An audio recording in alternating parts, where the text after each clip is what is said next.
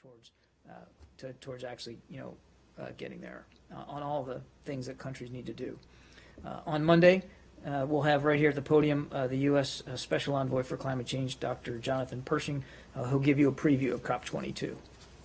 And then speaking of COP22, I think you'll see a travel announcement up from us shortly about the Secretary's upcoming travel. He will leave on Monday, the 7th of November.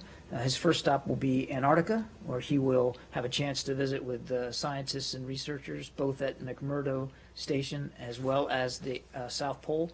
He'll be the first Secretary of State and the most senior U.S. government official to ever travel to Antarctica, and he'll be there from the 10th to the 12th of November.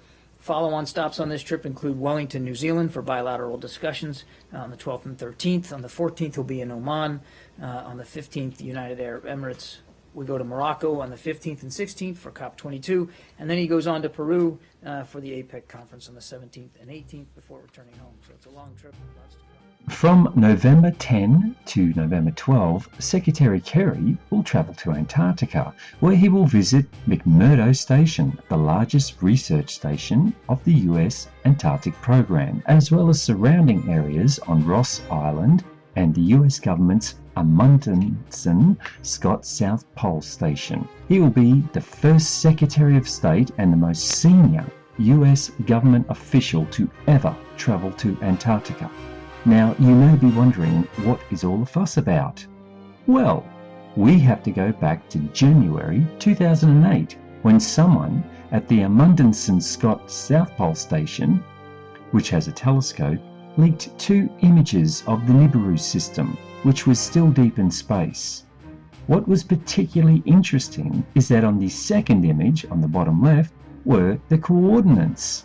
With these coordinates, anyone could find Nibiru in the sky. So very soon, me and a lot of other people went to Google Sky, which is part of Google Earth, and plugged in the coordinates just out of curiosity. That is when the shocking truth came out.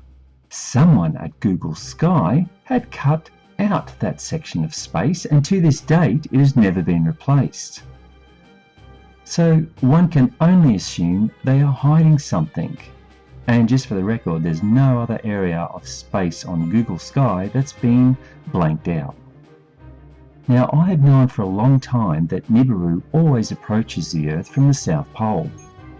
Indeed, it seems that the US government also need this information because they went to a lot of trouble and expense to build not just a research facility, but an underground bunker. So with this insight, Kerry's trip takes a whole new meaning.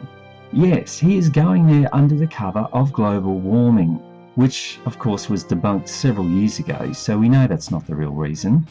Furthermore, he is going during the US elections.